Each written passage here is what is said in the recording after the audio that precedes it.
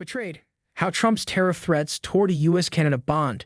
Patriotic sentiment is bursting in Canada after President Trump's threat to apply hefty tariffs and even annex the country. The damage to the two nations' relationship could be lasting. Booing during the Star-Spangled Banner at sports games in Canada.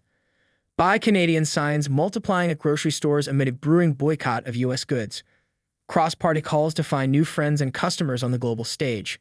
President Trump may have paused his plans to impose crushing tariffs on Canada, pulling the two countries back from the brink of a trade war.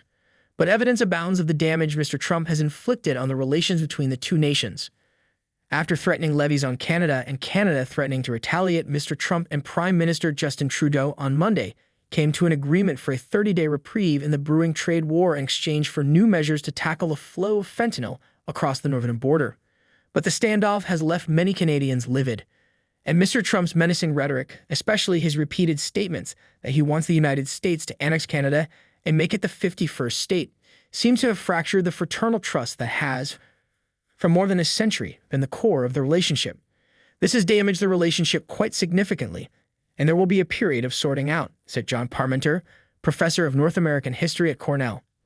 It has triggered really significant and striking emotional responses. It's very raw for people.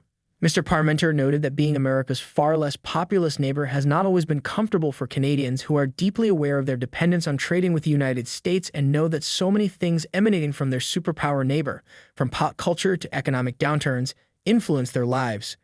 In the words of Pierre Elliott Trudeau, the former Canadian Prime Minister and father of the current one, living next to you is in some ways like sleeping with an elephant.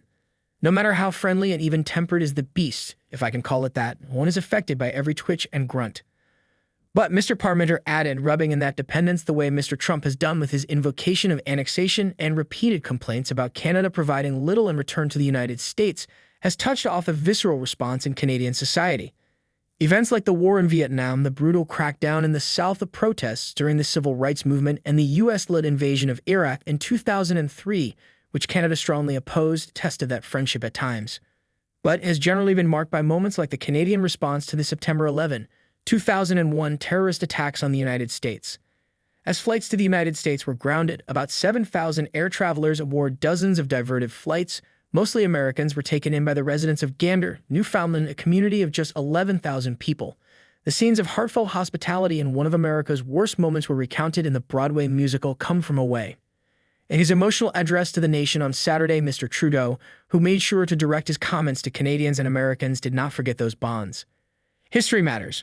While Canada has been described as the United States' closest friend for over a century, until World War II, it was actually closer economically and politically with Britain. The Atlantic province of Newfoundland and Labrador was a British colony until it joined Canada, which it did only in 1949. ADVRTISEMEN